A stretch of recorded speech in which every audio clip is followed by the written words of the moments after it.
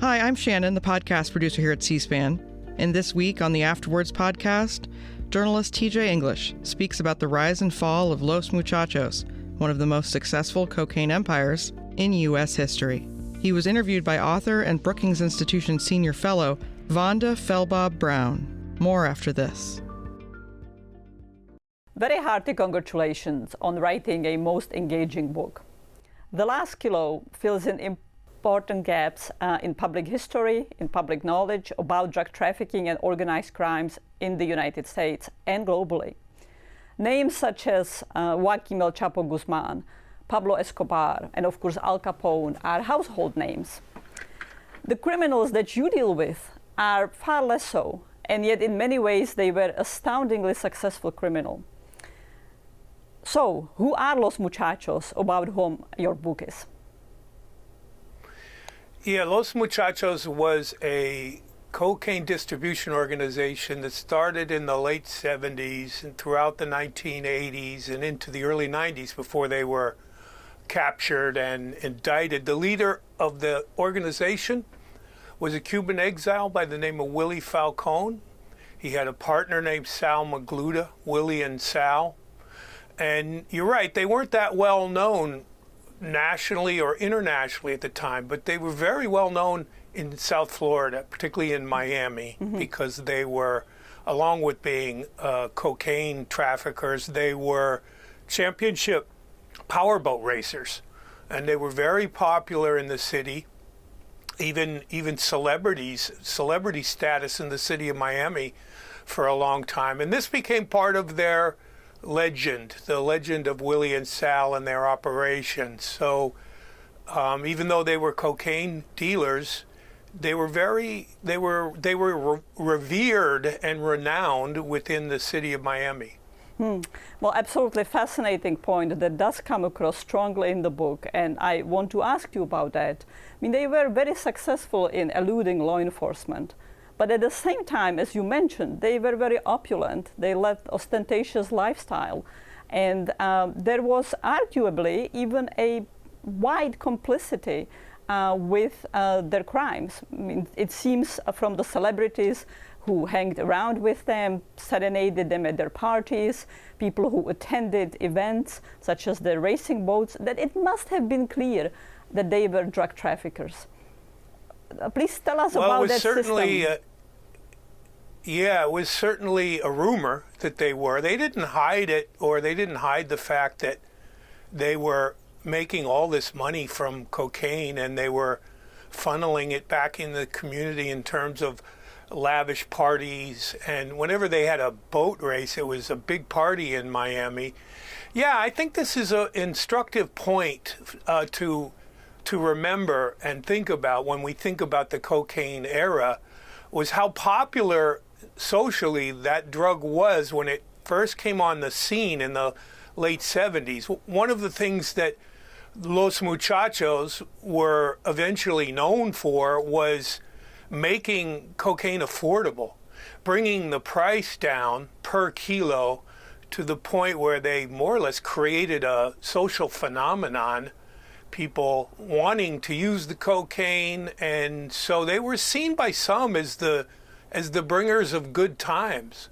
And that's just the way it was at the time.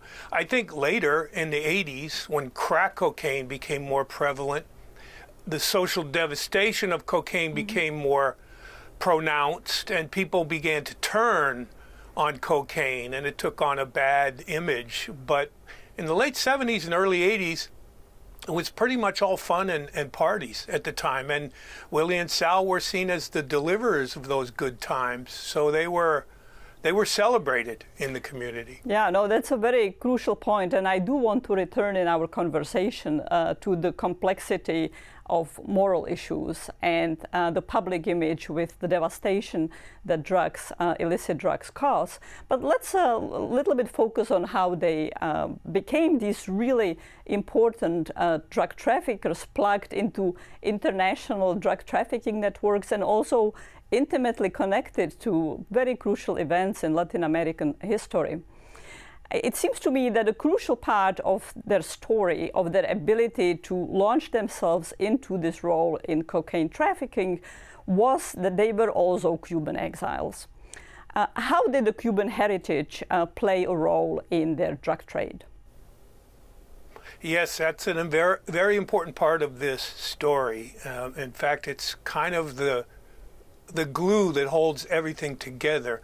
Not only that they were Cuban exiles, but that they were Cuban exiles that got their start through their involvement in the anti-Castro movement in South Florida and in Miami.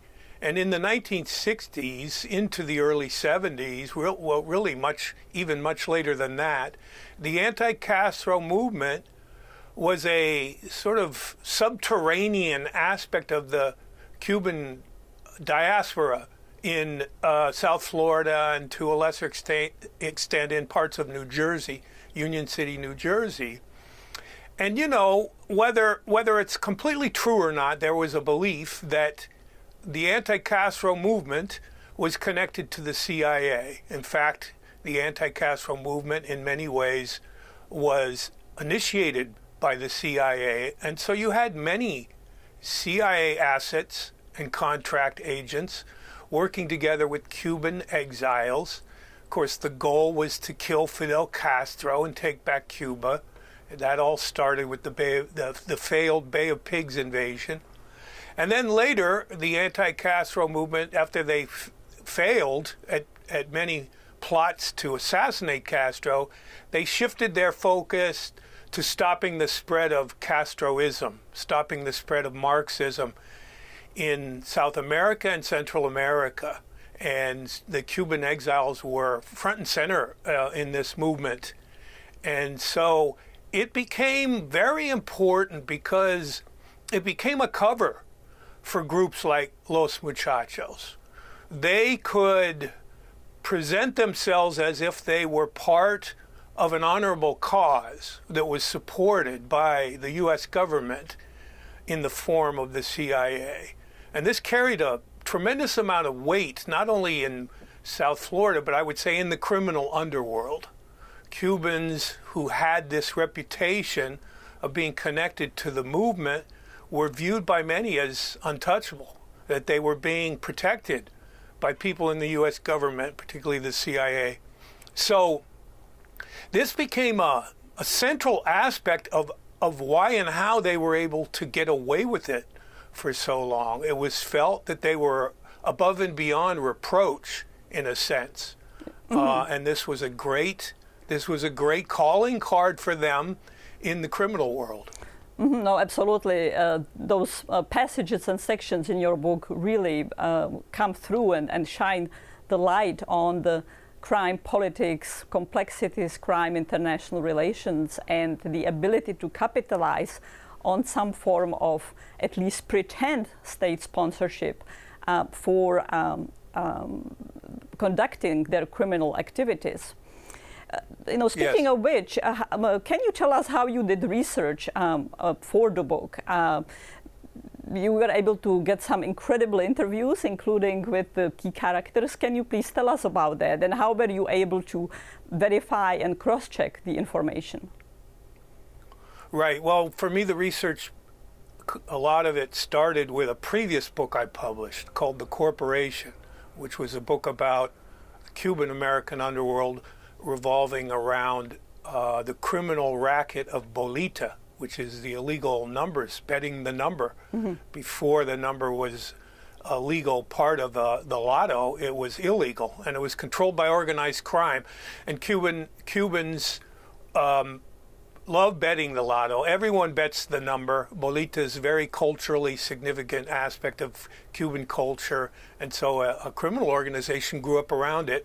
And it had many similarities to what I was writing about here in this book. The leader of the corporation was a veteran from the Bay of Pigs Brigade named Jose Miguel Battle, who became kind of a legendary figure.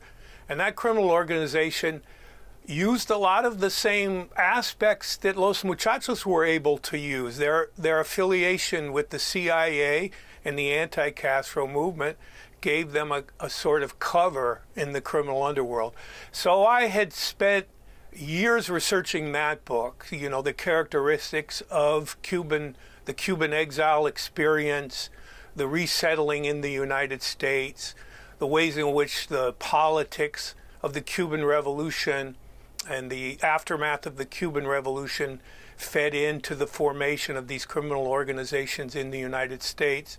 This was all very familiar to me from previous research.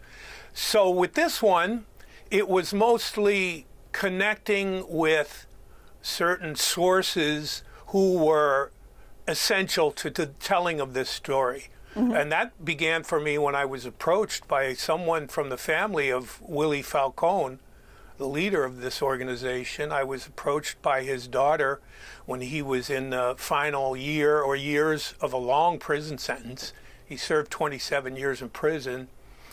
And she said he was aware of my work. He'd read some of my books while he was incarcerated, and he thought I might be the right person to collaborate with him on the writing of a book. I said, I don't think so. Mm-hmm. I mean, I couldn't really answer that question. I knew who Willie Falcone was, but I never met the man, so I didn't know. I mean, there's some obvious questions that pop into your head in that sort of situation. How good a memory does he have? How reflective and thoughtful is he about the life that he lived? These are all important questions that you can only know when you meet the person face to face. So I tried to get in to see him in prison, and they wouldn't let me in. They cited security reasons, and I was not allowed access. And so I was going to have to wait until he got out of prison. He's scheduled to be released in a year or so, maybe even less than that. And there was a hitch. When he was released, he was deported from the United States because he'd never bothered to get U.S. citizenship. And so they told him they were going to deport him. Which was an astounding omission in operational security. Well, he was Cuban American, and you know, Cuban exiles had sort of a special dispensation in terms of immigration, and so it was never a real issue for him. And there also was this dream that many Cubans had, and many Cubans still have, that they're going to return to the island, that this residency here in the United States is a temporary thing, and that once the Cuban government is overthrown, they're going to return back to Cuba. And so I think Falcone had this idea in his head. Anyway, so he got deported. They told him after he made his case that if you send me back to Cuba, I will be killed. It will be like a death sentence because it's well known I was involved in the anti-Castro movement. And so they're going to punish me. And the U.S. government naturalization department agreed and said, okay, but you got to find a country that will take you. So he went hat in hand looking for a country that would take him, and he was deported to the Dominican Republic. But then he became a hot potato there when it was known in the media that he was there. There was a political controversy, and to make a long story short, he was deported from the Dominican Republic, and he had to find another country that would take him. And he did find another country, and that's where I had to go to do a series of interviews with him. And it was complicated. This was in the middle of the COVID crisis, and traveling was really difficult, and getting to him was very difficult, but we were able to do that. And that was invaluable for me as a writer, to meet the man and be able to take stock of him as a person. And then we continued our relationship via Zoom and phone over the next 3 years. Basically, and that was the nucleus of the writing of this book.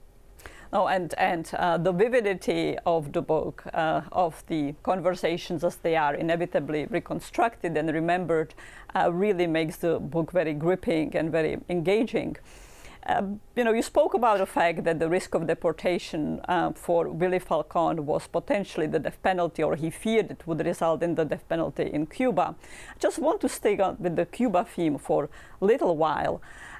We spoke about the fact how being part of the anti-Castro opposition underground provided a degree of legitimacy with the Cuban community and perhaps reduced scrutiny from some parts of law enforcement, or at least allowed street credibility about that.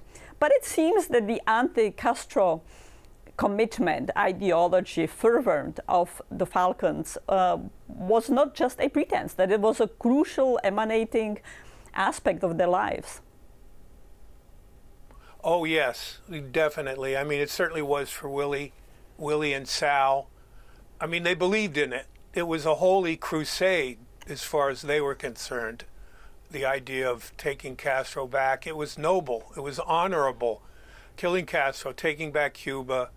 They felt they were doing it on behalf of the entire exile diaspora in the United States. It was a holy crusade. And this is why, in many ways, they, were able to do what they did.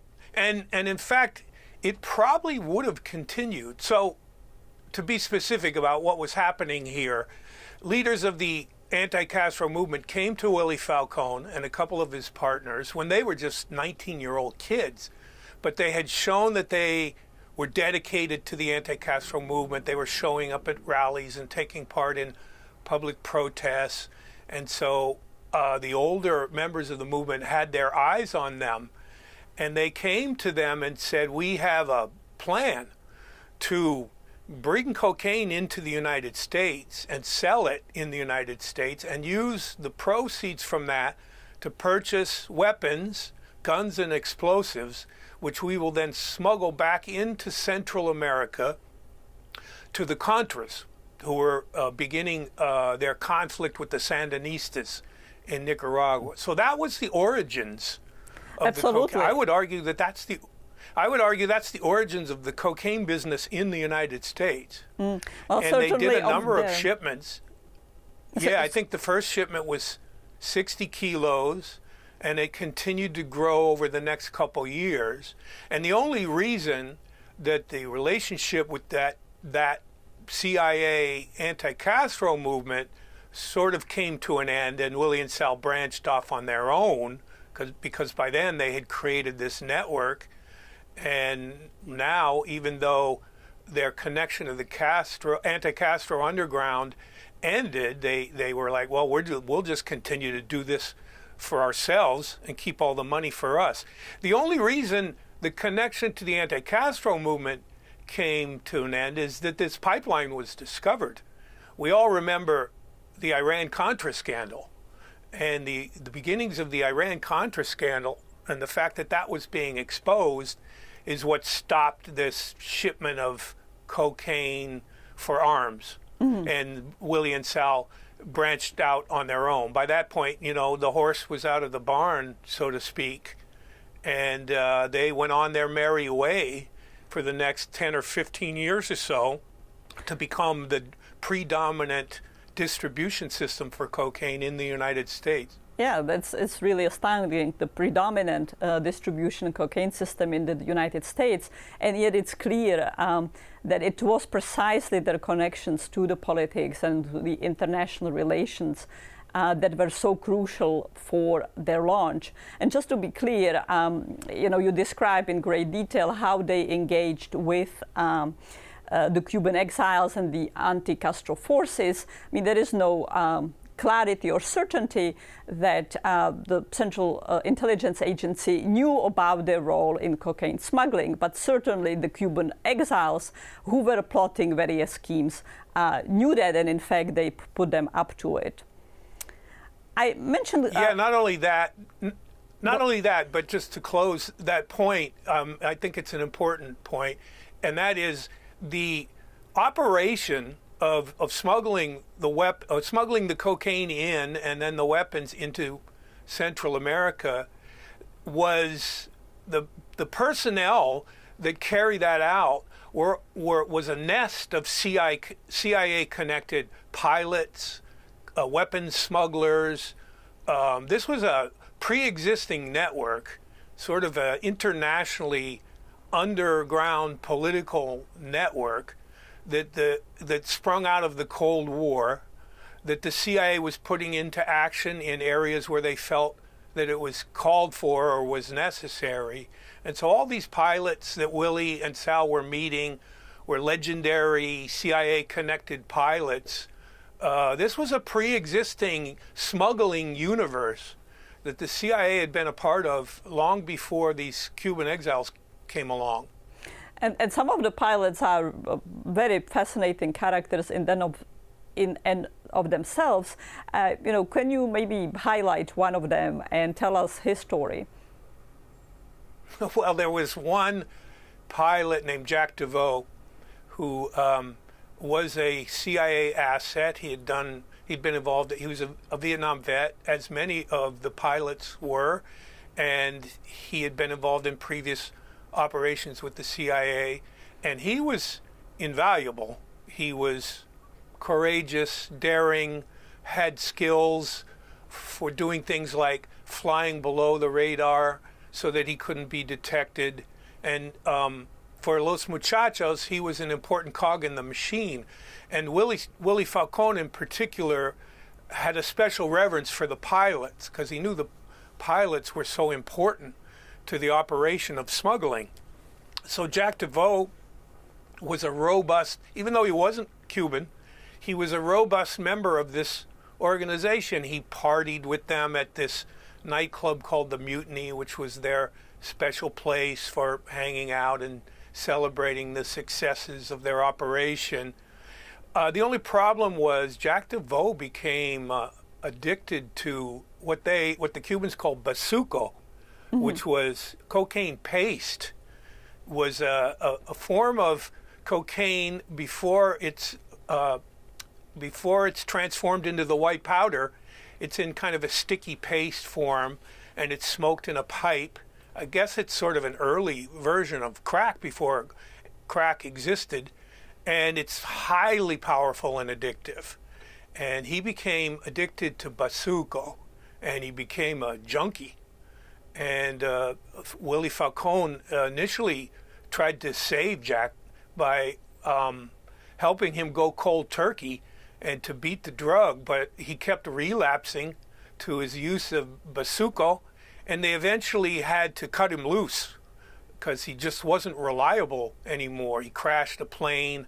He had some cocaine overdose situations. I mean, he really was losing it.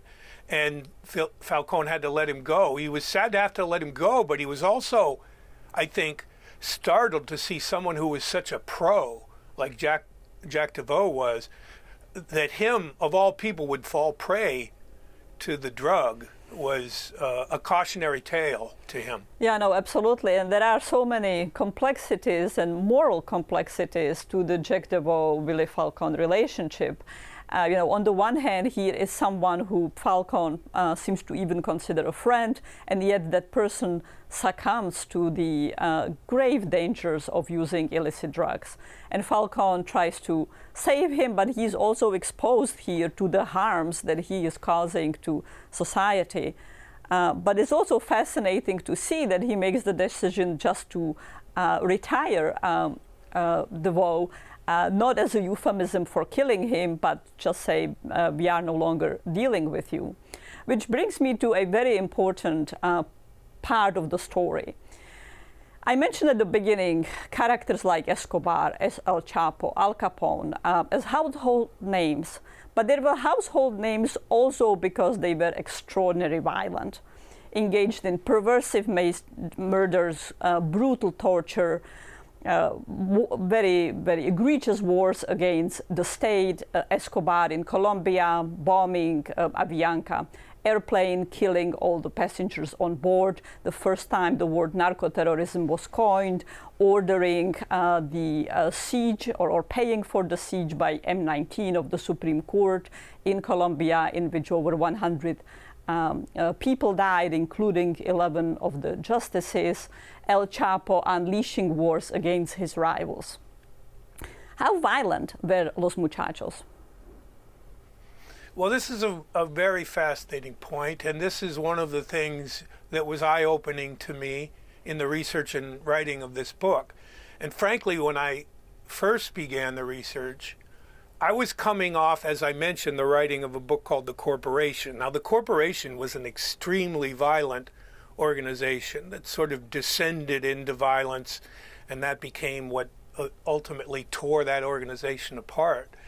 So I come here to the writing of Los Muchachos, and I'm startled to find right up front in the birth and the initial years of this organization that there's not only very little violence in their business, but they themselves don't use violence at all. And of course, this is astounding because my head, like everyone else, was filled with violent imagery from popular culture, movies, TV shows about the cocaine world. I mean, you can't see a cocaine story told without Uzi submachine guns and chainsaws. Of course, this all starts with the movie Scarface and Miami Vice. And so I had this perception of the cocaine business, and when it became clear to me that there really wasn't any violence, I'll be honest with you, I was a little worried because I thought, you can't tell a cocaine story without violence. I mean, the reader or the viewer or whatever is going to be disappointed if there's no violence in the cocaine story. But then I started to realize this is fascinating because, yes, as you describe it, the cocaine world was very violent, starting with Colombia, the source of the product, Pablo Escobar and his war against Colombian society. And then here in the United States, yes, there was violence, heavy violence in the cocaine world. So I spent a lot of time questioning Falcone and other members in the organization because I interviewed close to 25 members of this organization, and we talked about it. I mean, the first thing you have to know is that this organization was not dealing with selling cocaine at the street level, which is where a lot of the violence comes. Absolutely. They were bringing the cocaine in direct from Colombia, and they were selling it by kilos, large amounts of kilos, to customers at the highest end of the business. So they had few customers, and there wasn't a lot of violence at that level of the business. The violence takes place as the cocaine product starts to work its way down through the chain, and you get vying for territory and street wars over product and all of that. So Los Muchachos were insulated from that kind of violence. Yeah, and so they were in a rarefied position in the cocaine business. The other aspect, and this is equally as important, and it relates to what we were talking about before about the Cuban American community. This group was not what you would think of as a bunch of gangsters. These were not people with criminal records who had done time in prison. These were not hardened criminals. This was a generation of young Cuban exiles who sort of stumbled onto this business for the reasons we've detailed, and it became their ticket to the American dream. And they were a family. They were tight. It explains their success, and it also explains why they didn't use violence. You know, a lot of criminal organizations use violence internally. They use it as a way to discipline members of the organization. Eliminate people like Jack the Wall. Didn't do any of that. Yeah. No, absolutely. So, really the violence is or the lack of violence is a very important part of the story. And again, there are some striking parallels and differences with current times. Today, the wholesale drug distribution business in the United States is dominated by the Sinaloa Cartel and Cartel Jalisco Nueva Generación, two Mexican groups. And they're strikingly violent in Mexico and everywhere south of Mexico. But they are strikingly non-violent in the United States, where drug markets are much less violent than they used to be in the 1980s and 1990s, but also where the groups behave differently because they fear U.S. law enforcement. And the law enforcement is a very important part of the book, of course, and I want to come to it in 1 minute, but just one aspect of the violence I want to stick to. So there is one element where murders associated with the Falcones show up. And that's during the 1990s when they are heading to trials, and many witnesses against them, people flipped from their organizations who are now going to be providing evidence on them, are being killed. Who killed those people? Well, that's a good question. And I asked this question of Willie Falcone, and we got into that. And it was important. It's an important part of the story because, yes, it turned violent. It turned violent after they were indicted and they were facing criminal charges, and people started getting killed. Potential witnesses started getting killed. So we got into it. Who did it? Who ordered it? Now, up front, it should be said that Willie Falcone was never charged with any of these murders. And Sal Magluta separately was charged with a few of these murders, and he was found not guilty at trial. Those counts relating to the murders, he was found not guilty of those counts. So we're starting there. Who did the murders? The fascinating thing to me is that, in a sense, Los Muchachos were part of an organization. The word I choose to use to describe it is the narcosphere. They became part of the narcosphere. The narcosphere is sort of a nebulous definition. The narcosphere defies borders. It defies national identities. It's a place where cocaine deals were being made at an international level. In the narcosphere, the home office, if we can call it that, was the cartels, Colombia. The product was coming from the Medellin cartel and the Cali cartel.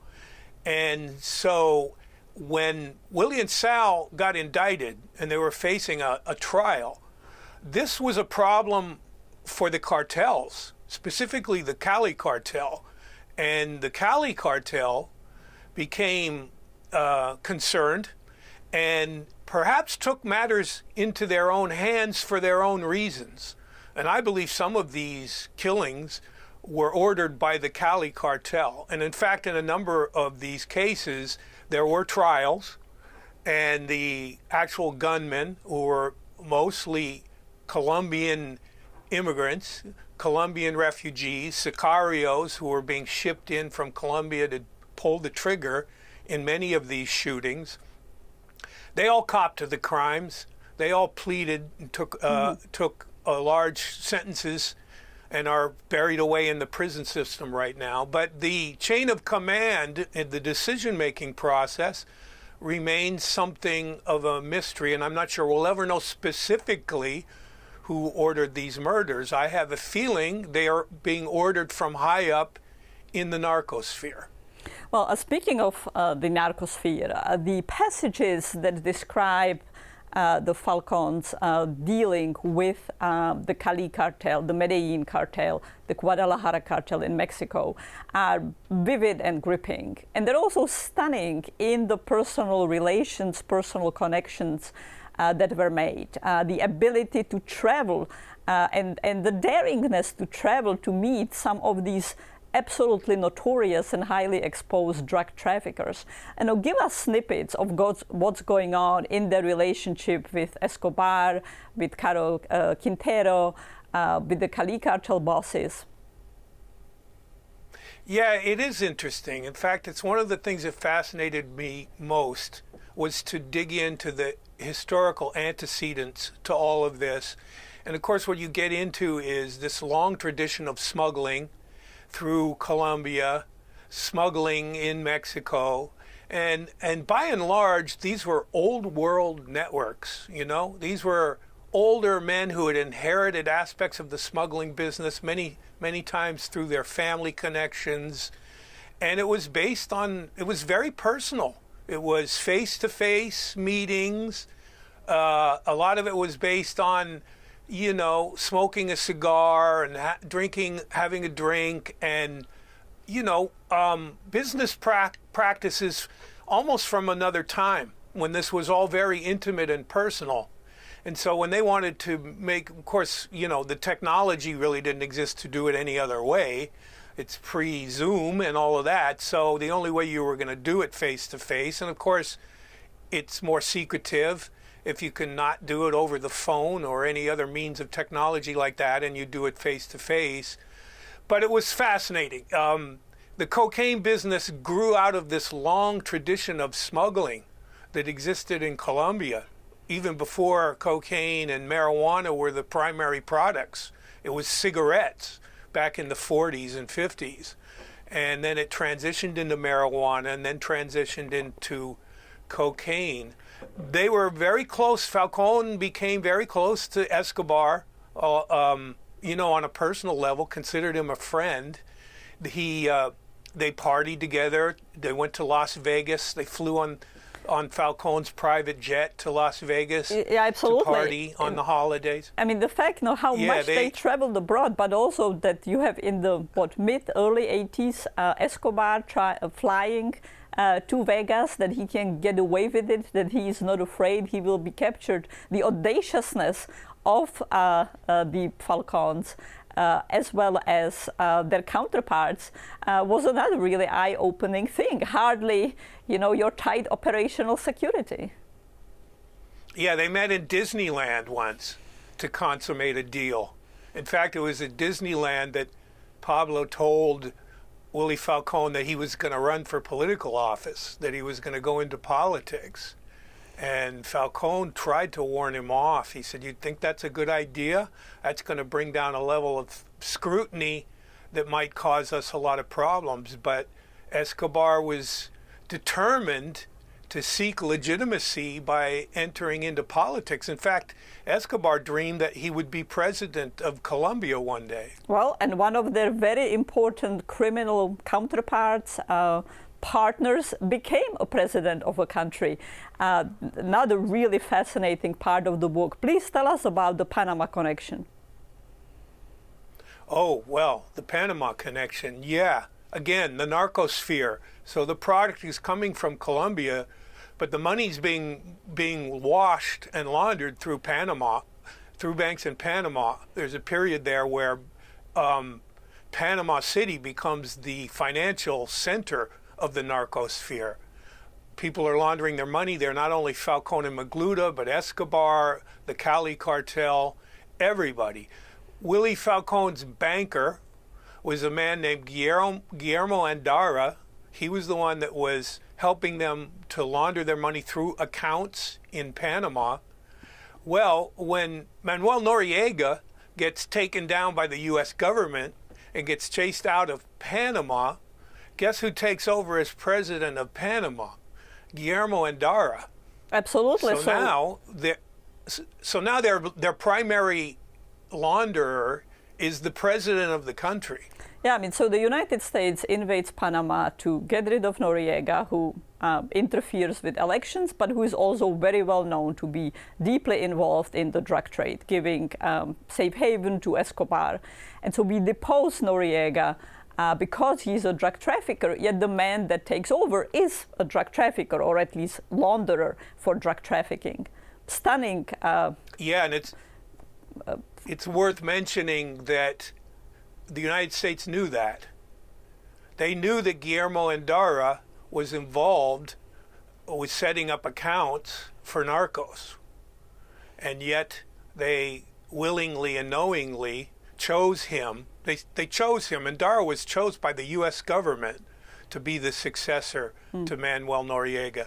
This brings up an interesting point that I know you're going to ask me about somewhere along the line, and that is corruption and the layers and levels of corruption that make this business possible.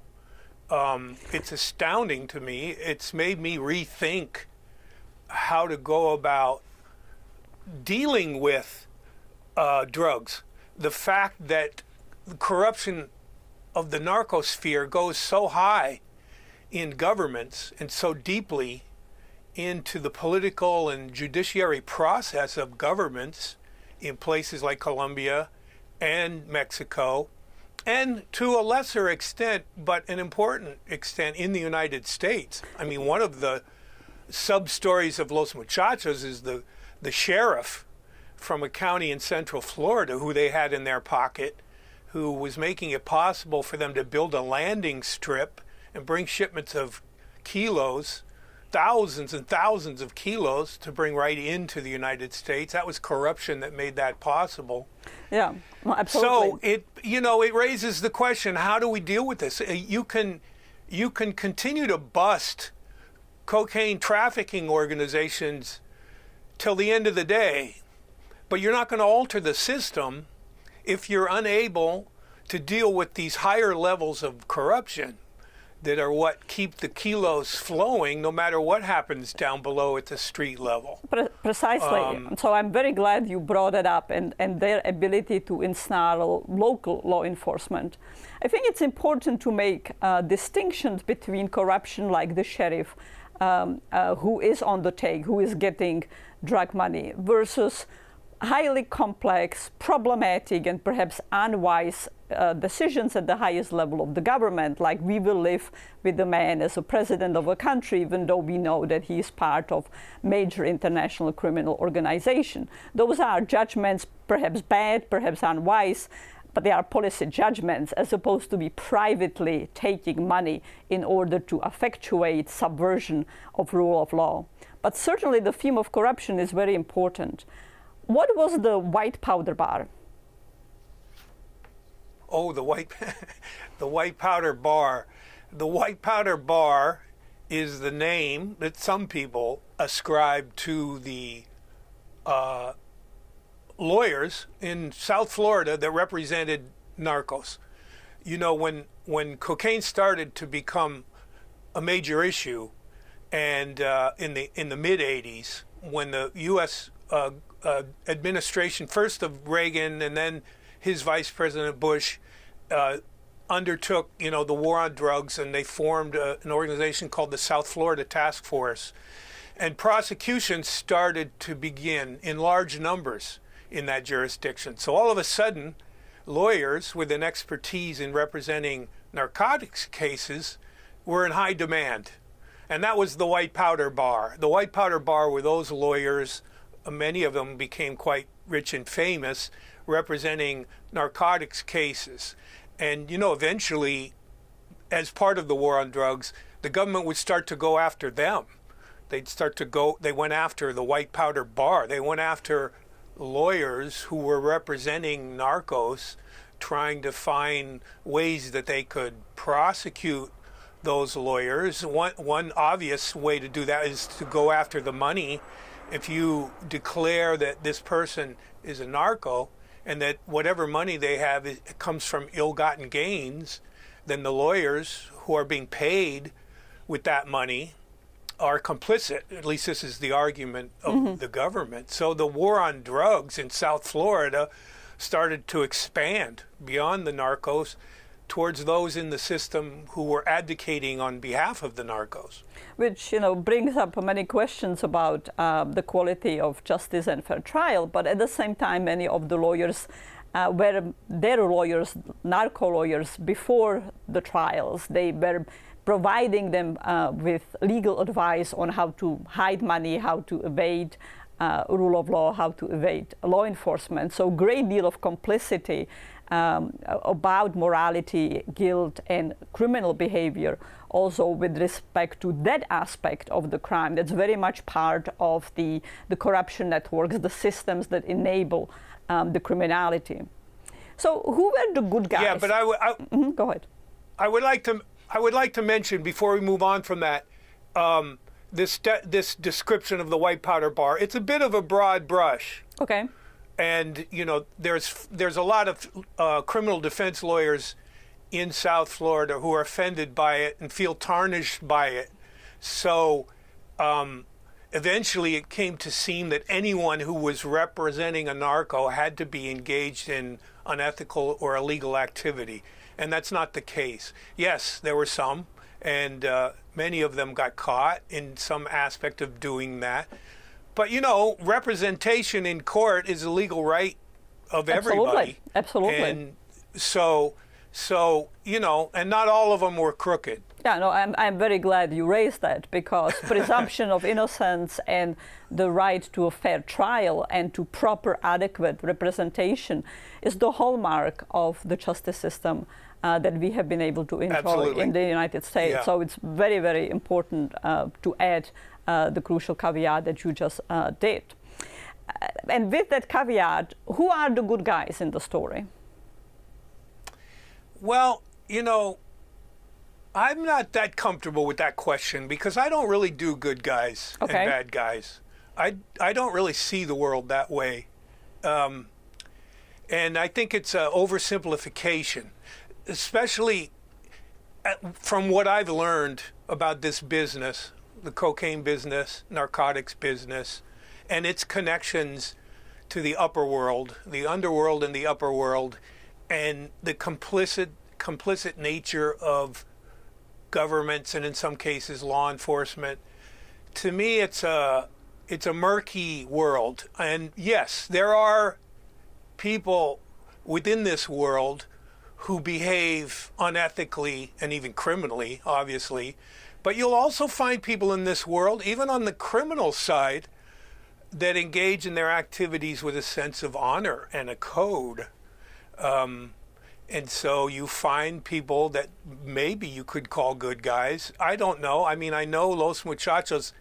Willie Falcone, to me, was an honorable man. I got to know him a little bit, and I interviewed a lot of people about him, and nobody said a bad word about him.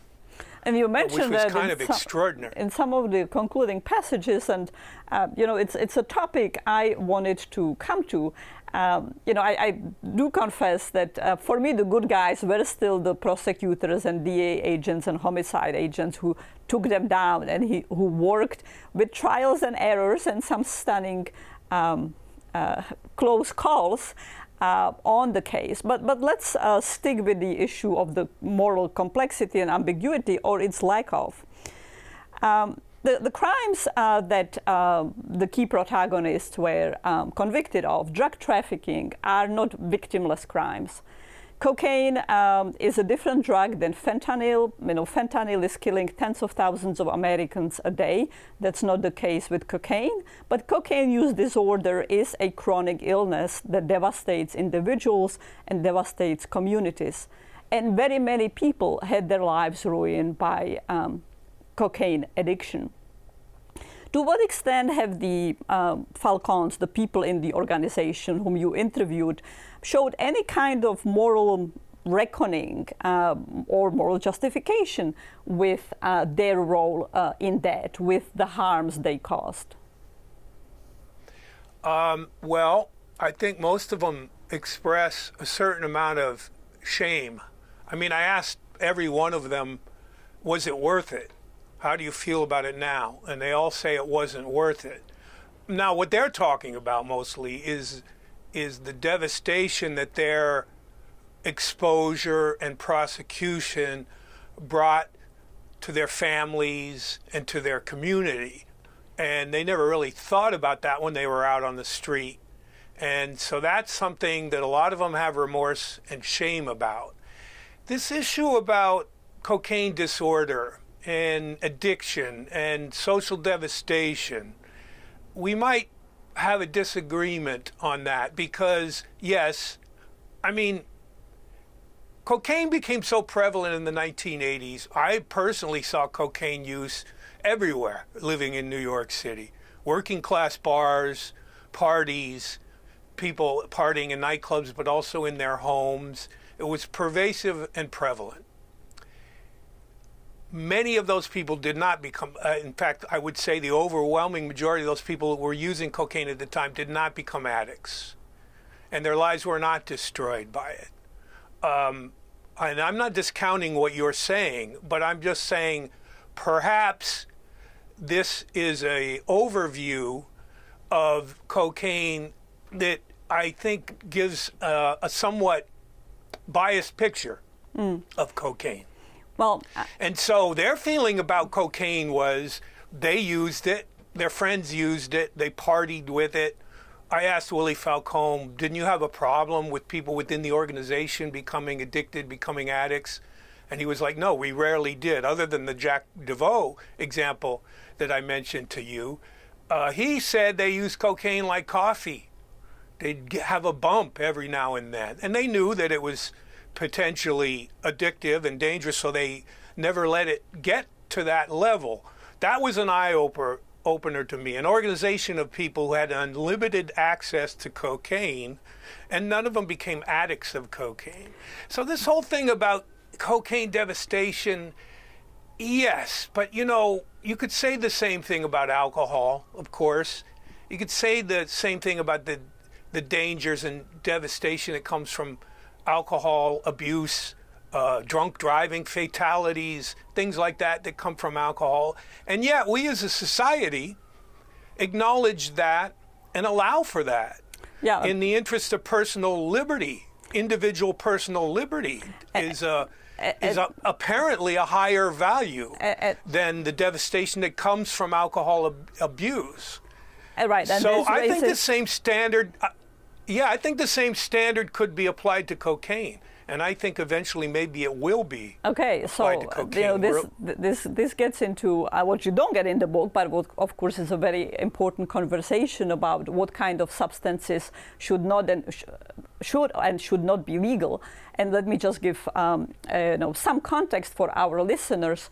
At least until synthetic opioids like fentanyl, the general rule of thumb is that about 80% of people who use drugs will not become will not develop substance use disorder. It's about 20% who will. The 20% who will, however, will be chronically ill for the rest of their lives, and in fact, their families and their communities will often be subjected to extraordinary devastation as a result.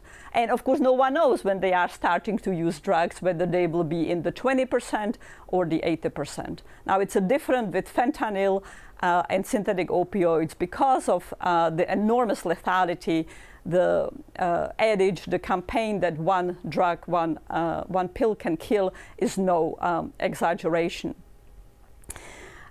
And I have sort of spoken with many producers of drugs, people who are cocaleros, the peasants who produce coca, or farmers in Afghanistan who produce poppy for heroin. And they deal to some extent often with some of the aspects of morality. Often they are driven by desperation to feed their family. That quite wasn't the context for the Muchachos, for whom drugs were a way of social mobility, but certainly not an escape from desperation. But let's, in the few minutes that we have left, let's a little bit turn to the law enforcement aspect. Tell us about the cops, the prosecutors, and the trial. Well, it was fascinating because one of the problems that the prosecutors and law enforcement had was that this operation had been running for more than a decade by the time they started to really focus on how they might bring it down. And in fact, it was so, Los Muchachos were so successful at keeping their involvement in the cocaine business under the radar that law enforcement generally wasn't even aware that they existed. Everyone knew about the Colombians and how the Colombians were bringing the product into the United States, but nobody knew about this Cuban distribution system. Now, I would argue that some of that was because, again, what we were talking about before, of the unique position of the Cubans with the CIA and the anti-Castro movement, so that they were protected, in a sense, and they were allowed to thrive and flourish. But eventually, law enforcement realized that this was an important aspect of the cocaine business, the distribution network. So they began to focus on it. And they ran into a number of problems, which was, they're in South Florida and in Miami, it was almost impossible to penetrate this Cuban organization. It was such a tight-knit group within the community that you couldn't turn informants the way you might possibly turn informants. Of course, at the end, they did manage. They did manage, yeah. Well, they were helped greatly by a lot of new sentencing laws that had been passed as part of the war on drugs that made it now much more punitive if you got caught. Mm-hmm. So someone who got a low-level member of the of the organization who got caught with product in the trunk of his car or however he got caught, instead of facing 3 to 5 years, is now facing 20 to 25 years. So these sentences were daunting and intimidating to people out on the street, and they started to flip and become informants. And yes, this was eventually a crucial aspect of how they made the case. But they had another problem, which was interesting to me. Once Willie and Sal and the prosecution of their organization became such a big media, high-profile media case in South Florida, they had people within the prison system tripping over themselves to offer information on Willie and Sal to the prosecutors. And it became almost kind of a feeding frenzy. Yeah, and a lot of false information. They had to deal with a lot of false information that was being passed their way about Willie and Sal. There was one notorious informant they had named Cruz. I believe it was Nilo Cruz. I may have the first name wrong. But he was feeding them all kinds of fantastical information about how Willie and Sal had a hit list, and that the prosecutor and coming here as we are coming, the DEA agent. As we are coming to an end, TJ, I have one question that I definitely want to ask, but I highly recommend the passages on the prison, on their prison experience, which are extraordinary in their ability to conduct for a while clandestine activities, their ability to corrupt the jury. To me, is one of their most egregious crimes as well. So many very vivid, very fascinating passages there. But as we are, unfortunately, at the end of our conversation, I have one burning question, which is most people dedicate books to their loved ones, to their friends. You dedicated the book to Alina Rosica Falcone, the wife of Willie Falcone. Why is that? Well, as you know, she got murdered in the telling of this tale, and it had nothing to do with the cocaine business. She was not involved in the cocaine business. She got murdered by a couple of armed robbers who confronted her on the street in Miami, on Miracle Mile, one of the wealthiest parts of Miami. They were attempting to steal her purse and her jewelry, and she resisted, and they shot her in the face and killed her. And this occurred when Willie was in prison already, facing trial at the time, and he provided me a lot of very poignant information about how the information of his wife's murder was brought to him and how he was able to see the corpse. You know, I was very sensitive to the women in this story, to the wives and mistresses who were part and parcel of this story. It's an aspect of this that doesn't always get written about. And I was fascinated by Alina Falcone's life, and I interviewed her sister and brother-in-law and, you know, other people who knew Alina, who were devastated by this violent act that occurred that took her life so suddenly and out of the blue. And it just seemed right to me to do that. I didn't even consult with Willie Falcone about that. I took it on my own to dedicate the book to her, and it's sort of in her memory, I guess, as one of the tragic consequences of this story, one of the, I guess you would say, victims of it in a way, in a roundabout way, the violence, the arrests, everything that was happening at that time. I think of her as collateral damage in a way, and it just felt right to me to dedicate the book to her. And indeed, the family relations are some of the very fascinating aspects of the book, very vivid, just as the political and corruption dimensions are. Very hearty congratulations, TJ, on a terrific book. Thank you for speaking with me today. Okay, thank you. Thanks for listening to this week's Afterwards podcast. If you are interested in podcasts about nonfiction books, listen to C-SPAN's Book Notes Plus podcast for interviews with authors and historians hosted by Brian Lamb.